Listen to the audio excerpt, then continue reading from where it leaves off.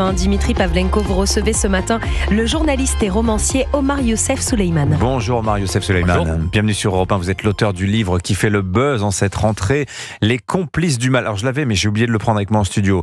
En couverture, on y voit, merci beaucoup, je vais le montrer comme ça à l'image sur europe1.fr. On y voit en couverture l'égérie pro-palestinienne de LFI, Rima Hassan. Livre que vous avez consacré donc aux liaisons dangereuses entre la France insoumise et les islamistes. Alors, ce livre inquiétait suffisamment les dirigeants de LFI pour qu'ils demandent à la justice de pouvoir le lire avant sa parution. Ils ont été déboutés. Peut-être pour commencer, Omar Youssef Souleymane, votre réaction à cette action en justice qui vous a aussi offert un coup de pub inattendu, il faut bien le dire. Hein. J'étais tellement surpris. Vous voyez, moi je viens de la Syrie, un pays dirigé par la censure. J'ai fui les persécutions du régime de Bachar el-Assad. Et je me retrouve 13 ans plus tard face aux politiques qui voudraient me faire taire. Donc c'était vraiment choquant de leur part, mais la justice finalement a dit son mot, et ils n'ont pas le droit d'obtenir le livre avant sa sortie, donc il sort demain, ils ont qu'à l'acheter, le lire, et on verra. Bon, effectivement, vous racontez un petit peu de votre histoire. Vous êtes né en Syrie, vous avez aussi grandi, vécu un peu en Arabie Saoudite. En tout cas, en 2012, au début de la guerre civile syrienne, vous prenez la décision de fuir. Vous demandez l'asile politique à la France, qui vous l'accorde. Votre famille est restée là-bas, donc on imagine la tension pour vous. Mais vous vous revendiquez de gauche, et c'est ça qui est intéressant, parce que vous découvrez en France, vous venez de nous le dire, qu'il y a une gauche halal, comme vous dites, une gauche qui courtise les islamistes. Et vous n'aviez jamais vu cela, parce que dans le monde arabe, la gauche est l'adversaire, pour ne pas dire l'ennemi des islamistes et réciproquement. Effectivement, ça c'est historique, vous voyez, que la gauche n'a jamais été l'ami aux islamistes dans les pays arabes. Et quand j'étais infiltré ici pendant un an à peu près dans les manifestations organisées parfois par la France insoumise ou des associations palestiniennes radicales et islamistes, j'avais l'impression de ne pas être en France. J'avais l'impression d'être en Syrie au début des années 2000, où on manifestait, où il y avait des rassemblements dominés par la haine d'Israël, la haine des Juifs, des slogans antisémites, des slogans encourageant Hezbollah et le Hamas ouvertement pour assassiner les Juifs, détruire Israël, etc. Donc, revoir ça, place de la République, à Paris, en 2024-2023, c'était affreux. Oui. Donc, en fait, surtout que je ne voulais pas que les islamistes détruisent ce pays, la France, qui m'a adopté, qui m'a sauvé, que j'ai adopté aussi, après avoir détruit mon pays d'origine, la Syrie quand même. Mais ce que vous reprochez à la France insoumise, c'est que c'est les mêmes qui prononcent ces slogans antisémites et même terroristes.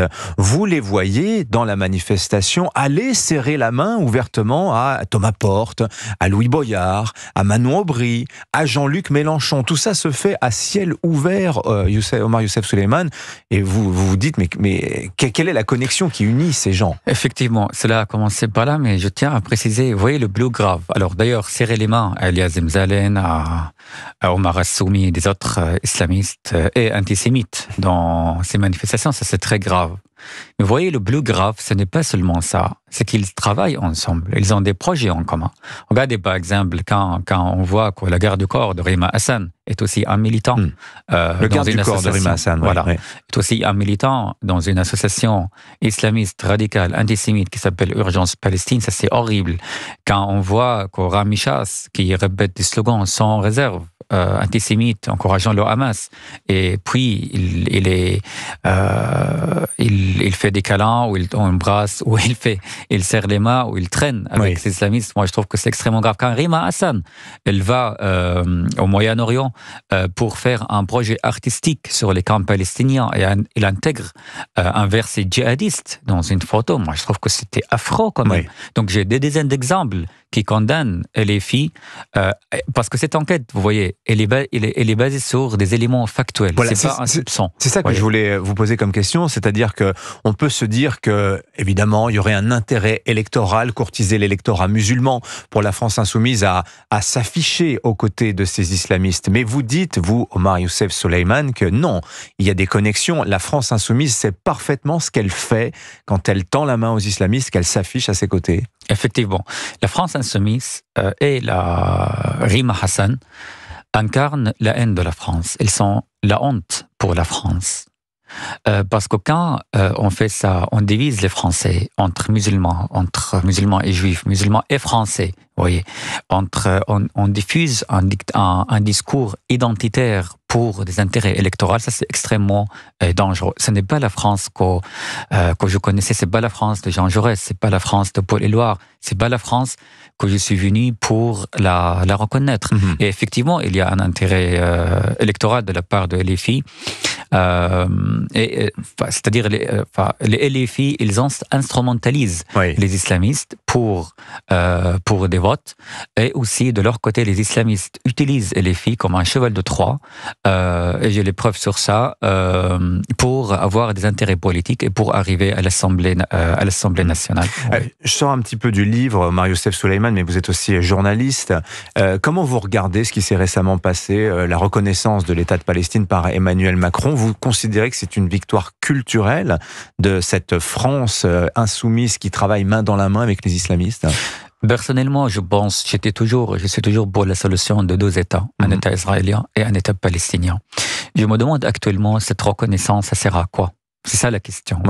C'est-à-dire, de point de vue comme une idée, évidemment, je soutiens cette idée. Mais est-ce qu'il est utile aujourd'hui? Est-ce qu'il est possible? Est-ce qu'il est réaliste avec l'existence de Hamas, avec d'autres milices palestiniennes qui existent encore au Moyen-Orient, avec les collaborations entre ces milices et certains pays arabes, surtout avec le Qatar, vous voyez. Je me demande si c'est réaliste ou pas. Et ce n'est pas, en fait, le sujet, ce n'est pas vraiment la Palestine et Israël. Ce sujet, c'est sur ceux qui instrumentalisent ce sujet pour leur propre intérêt politique. Voilà, et la grande force du livre, parce qu'on a fait qu'effleurer le sujet. Merci au Marie-Youssef Souleymane d'être venu nous en parler. La grande force du livre, c'est de prouver ce que vous dites, prouver ces liens entre la France insoumise et les islamistes. Merci en tout cas d'être venu nous en parler. Les complices du mal, chez Plomb. Le livre paraît donc demain. Merci d'être venu sur Europe.